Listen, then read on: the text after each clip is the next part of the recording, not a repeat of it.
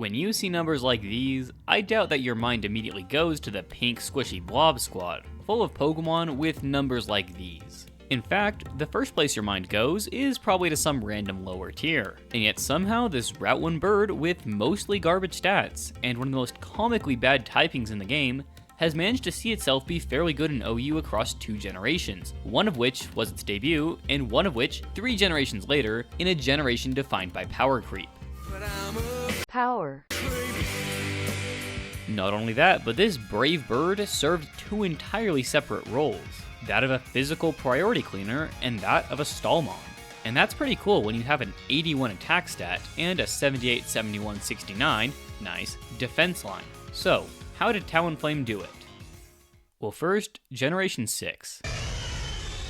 This is an Auraz, XY, and even back then, these stats were pretty bad.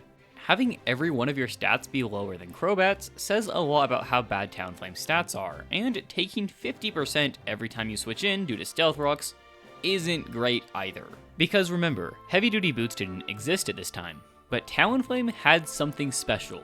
The hidden ability, Gale Wings. In Generation 6, Gale Wings would increase the priority of all of Talonflame's flying type moves by 1, and having a priority move with a base power of 120 will make just about anything good. Gale Wings didn't just give priority on attacking moves though, it also gave priority on moves such as Roost, which gave it surprisingly good longevity. This all led to it getting a rank of A- on the OUVR in Generation 6. And all things considered, that's pretty impressive. Unfortunately, Game Freak likes playing favorites, and unless your name is Incineroar, prepare for the worst, because in Generation 7, Gale Wings was nerfed to only work if Talonflame was at full health. And on a Rock-weak Pokemon spamming Brave Bird, that is a major nerf.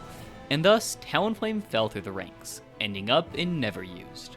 But Talonflame wasn't done quite yet. In its anger over losing everything, it decided to take revenge on everyone who liked having fun, by joining the side of Stall. Just kidding, Stall's cool. Now, while Talonflame has the defensive profile of Wet Paper, burning opponents can greatly magnify its defenses. The physical attacks of a burnt Pokemon deal half damage, which allows a Pokemon like Talonflame to take physical attacks decently well.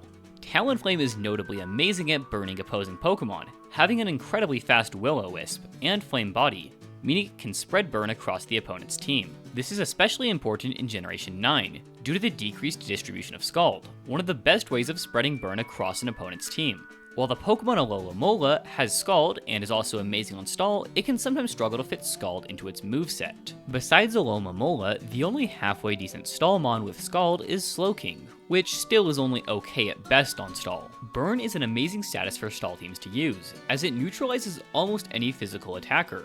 Take for example Kingambit, which has some sets that can be difficult for Dondozo to stop, but becomes trivial to counter when burnt. Talonflame's speed can also be fine-tuned to outspeed different threats, whether Goldengo, Great Tusk, Ogerpon, or, if you really want to drop almost all defense investment, Meowscarada. Though, remember, Talonflame already has the defense of Wet Tissue Paper. Not running any defense EVs is like putting that wet tissue paper into acid, and by that I mean you'll need something else to wash the salty tears off your face when Little Timmy's highlight of the week Okos it. But Scald wasn't the only move that has decreased distribution in Generation 9. Defog was removed as a TM, meaning that most Pokemon lost access to it. That, along with Goldengo, has made removing hazards in this generation incredibly difficult. Stall in particular struggles, with Corviknight being the only exceptional Stallmon with hazard removal, besides Talonflame, with Cyclizar and Galarian Weezing also being decent options. However, of these, only Cyclizar is able to really do anything to Goldengo. While Cyclizar is a pretty good Stallmon in its own right, its defenses are worse than Talonflame's, and it can't burn opponents to make up for this. Talonflame in turn can threaten Goldengo with a super effective flamethrower, in the case that Goldengo tries to block Talonflame's defog. But, if you haven't noticed, there's an elephant in the room. Stealth Rocks. Being 4 times weak to Stealth Rocks sucks. It sucks even more when a Pokemon is on a playstyle built around switching in your Pokemon as much as possible. It sucks even more when your Pokemon is meant to stop the physical attackers that so often carry knockoff. And that knockoff thing is really important, because Talonflame has to run heavy duty boots. The item Heavy Duty Boots was introduced in Generation 8, and protects the Pokemon holding it from all hazard damage. If you don't want your Talonflame to take 50% on every switch-in, it needs to hold Heavy Duty Boots. Knockoff, however, removes a Pokemon's held item, which would cripple Talonflame. Being forced to run heavy-duty boots may seem like a pretty major problem due to taking up a very valuable item slot. However, due to the prevalence of hazards, most stall teams use heavy-duty boots on almost all of the Pokemon on their team anyways. The only real exception are Pokemon who take little to no damage from all hazards, such as Clefable or Gliscor. This means that Talonflame doesn't really lose much on having to run heavy-duty boots. Not only that, but if you can KO the opponent's Stealth Rock setter, Talonflame doesn't really need to worry about knockoff, as it takes no damage from spikes because of its flying typing.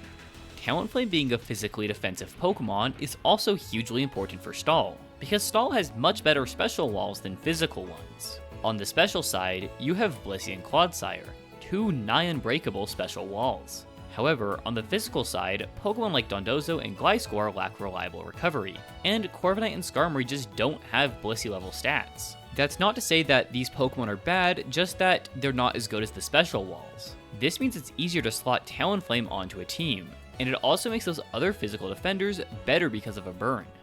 Sure would be a shame if there happened to be another fire-flying flame-body bird Pokemon that was also known for being a strong attacker in its debut generation, before being relegated to a stall Pokemon that just happened to have better stats, wouldn't it? At a glance, Moltres would seem to be a straight upgrade to Talonflame. While its defenses aren't great, I'd rather it be as strong as cardboard, as opposed to tissue paper. Just like Talonflame, it has Flame Body, and it has a special attack stat strong enough to actually be somewhat threatening.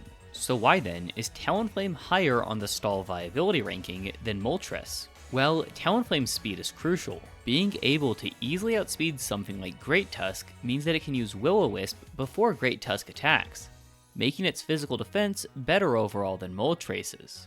To reach the very useful speed stat of 301, Talonflame only needs 52 EVs, whereas Moltres needs 232, and a speed boosting nature. With that much investment, Moltres is actually less bulky overall than Talonflame, though you could elect to simply not use speed investment on Moltres. Moltres also doesn't have access to Defog, which is incredibly useful on Talonflame, and it also makes Moltres' stronger flamethrowers less impactful, as it can't bait in Goldango.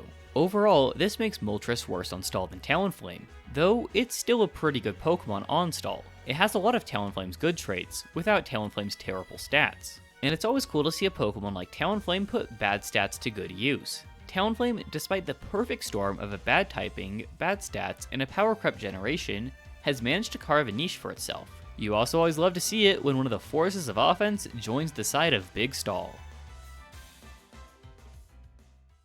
Well, thank you for watching. Just want to say, I have a Patreon now. It would be absolutely amazing if you wanted to support me on it. There's more info on that on the Patreon itself. I really hope you enjoyed this video, and if you did, consider leaving a like and subscribing. If you didn't, consider leaving a dislike, and telling me what I can improve in the comments. The only way for me to get better is with feedback. Well, I've been Blip.